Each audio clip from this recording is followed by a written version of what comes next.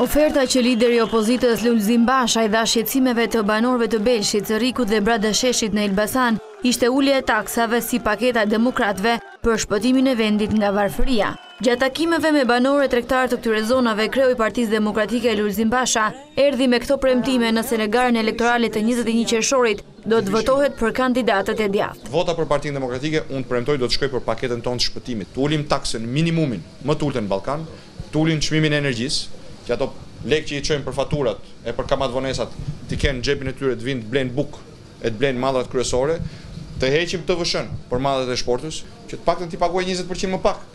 Se ç'kuptim ka që shteti të vjen të merr 20% për vezën për bukën, kurse ai tjetër s'ka lekë të japi për bukën. Banorët e zonës së Dumres ngritën shqetësimin për rritjen e kostove të punimeve bujësore për shkak të rritjes së çmimit të naftës dhe energjisë. Kosto e proceseve është 2 fishu, thonë? 3 fishu, jo 2 fishu. 4 milion 600. Për një muaj? Për një muaj. Tani është bërë, ka vetë 9 milion, që thënë, plus ka madha që thënë. Qa fabrike ke aty? As si fabrikë s'kam, kam i lokal vogël, kur më ka ardha fakturë, mu sa kam hapur atëre. 18 milion fshat, me fshat të humur. Kjo zgjidhet me votë, dhe me 21 qershor këtë të keqe, ta ndalni me votën tuaj.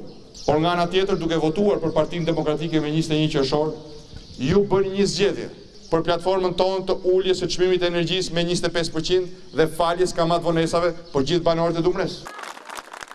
Ju zotoni.